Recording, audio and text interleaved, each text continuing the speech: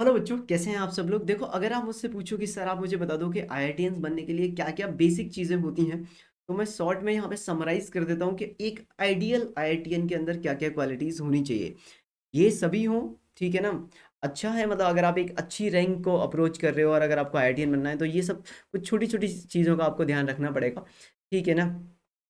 अब देखो, सबसे पहली चीज़ आती है कि कंसिस्टेंसी। आपको क्लास को, आप जो भी क्लास कर रहे हो आप, या ऑनलाइन ले रहे हो या ऑफलाइन ले रहे हो, आप कंसिस्टेंसी बना के रखिए। आप क्लासेस में रेगुलर जाइए, आप क्लास के अंदर फोकस्ड रहिए, ठीक है। अगर आप 1 घंटे की क्लास में फोकस्ड होके बैठते हैं, क्लियर, और अगर आप 1 घंटे टीचर की बात ध्यान से सुनते हैं तो आपको रिवाइज करने में टॉपिक्स को ज़्यादा समय नहीं लगेगा। आपको सारी चीज़ें याद रखेंगी और 24 घंटे के अंदर जो भी सर ने पढ़ाया है उसको आप रिवाइज कर लीजिए एक बार अपनी तरफ से कि सर ने अच्छा ये पढ़ाया था, क्वाड्रेटिक का ये फॉर्मूला था, सीक्वेंस सीरीज में ये था, जो भी उन्होंने पढ़ाया है वो आप कर लीजिए, क्लियर। आप टेस्ट कभी भी मिस मत करिए, आपको टेस्ट हमेशा देना है। चलिए, बच्चे क्या करते हैं, ये सोच लेते हैं कि मैं टेस्ट नहीं देता हूँ, अगली बार पढ़ के दूंगा टेस्ट अच्छे से। नहीं भाई, टेस्ट आप हमेशा दो। अगर आपकी तैयारी थोड़ी कम भी है तो भी टेस्ट दो। आपको पता लगना चाहिए कि आखिर आप कितने पानी में हैं। तो टेस्ट हमेशा दो और इसकी एनालिसिस प्रॉपर करो। आप चेक करो कि आपने कितना सही कितना गलत किया है, कितना स्कोप और है इसके अंदर आपका सही करने का। क्लियर, ये हो गया। रिवाइज आप डेली करिए, डेली रिवाइज करना है आपको, ऐसा नहीं छोड़ दिया, ठीक है। और तीनों सब्जेक्ट को इक्वल इंपॉर्टेंस दो। कोई ना कोई एक सब्जेक्ट हमारा फेवरेट होता है, उसमें हम ज़्यादा टाइम देते हैं, ठीक है। और बाकी के जो 2 सब्जेक्ट हैं उनको भी आपको प्रॉपर टाइम देना है, उसको भी पढ़ना है, बेशक आपकी इच्छा हो या ना हो। बेशक आपका मन केमिस्ट्री पढ़ने का करे या ना करे, लेकिन फिर भी आपको केमिस्ट्री को पढ़ना है, मैथ्स को पढ़ना है, फिजिक्स को पढ़ना है, क्लियर। तीनों सब्जेक्ट को बराबर पढ़ना है। जो भी आपकी वीकनेस है आप अपने जाके सर से मिलिए, बोलिए कि सर मुझे ना इस टॉपिक में थोड़ी सी दिक्कत है, आप मुझे छोटे क्वेश्चन दे दीजिए। आपको ईगो में नहीं रहना है, आपको ये नहीं सोचना कि नहीं नहीं मैं तो यार यही एडवांस टाइप का मटेरियल सॉल्व करूंगा। अगर आपको किसी टॉपिक में पर्टिकुलर प्रॉब्लम है, आपको नहीं समझ में आई हैं चीज़ें, या आपको फॉर्मूले रिवाइज नहीं हो रहे हैं, जैसे ट्रिगोनोमेट्री के अंदर फॉर्मूले रिवाइज नहीं होते किसी किसी बच्चे को, तो आप अपने टीचर से कोई ऐसा मटेरियल, ऐसी डीपीपी ले लीजिए जहाँ पे आप ऐसे क्वेश्चन हो जो डायरेक्ट एप्लीकेशन या फॉर्मूला बेस्ड हो डायरेक्टली, ठीक है, छोटा मोटा सा मैनिपुलेशन हो, ताकि आपको एटलीस्ट फॉर्मूले तो याद हो जाए, इस तरीके का, क्लियर। आप अपने टाइम के बड़े पक्के रहिए।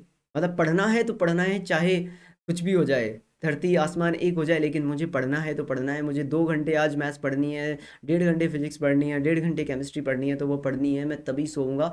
आपका जो टू डू लिस्ट है ना, वो कंप्लीट होना ही चाहिए रात को सोने से पहले, कि मुझे ये काम करना था, मैंने ये काम कर दिया है, बस।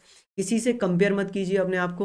अगर आप किसी दूसरे से कंपेयर करेंगे तो हमेशा प्रॉब्लम में रहिए। अगर कंपेयर करना ही है तो अपनी परफॉर्मेंस को कंपेयर कीजिए, कि लास्ट वीक जो मेरा परफॉर्मेंस था और इस वीक का जो मेरा परफॉर्मेंस है उसमें कितना इजाफा हुआ है, क्या मैं थोड़ा सा आगे बढ़ा हूँ, ठीक है। मार्क्स तो कभी ऊपर नीचे आएंगे, देखो, क्योंकि अगर पेपर डिफिकल्ट बन गया तो मार्क्स आपके कम हो जाएंगे, क्लियर। अगर पेपर आसान है तो मार्क्स आपके ऊपर हो जाएंगे। तो मार्क्स को लेके अगर कंपेयर करोगे ना, तो बहुत बड़ी दिक्कत आ जाएगी। आप डिमोटिवेट ही रहेंगे कि यार मेरे मार्क्स नहीं बढ़े, सितंबर में जाके मार्क्स कम हो गए। नहीं नहीं, आप अपने अपने आप को कंपेयर कीजिए कि मैं पहले ना 10 क्वेश्चन गलत करता था, आज मैं सिर्फ एक क्वेश्चन गलत कर रहा हूँ।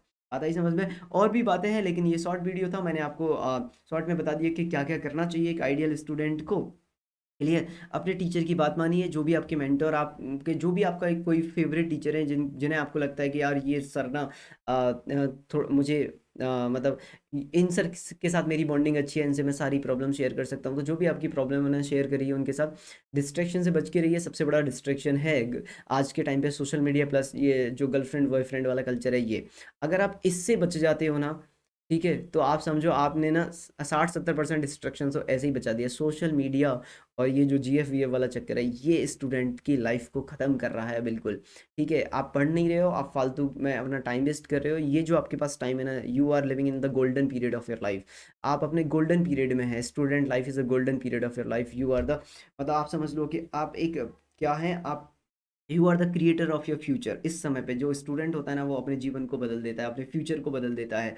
बस आपको थोड़ा सा हिम्मत रखनी है, ठीक है। उस हिम्मत के साथ काम करिए, अपने टीचर्स के सानिध्य में रहिए, ठीक है।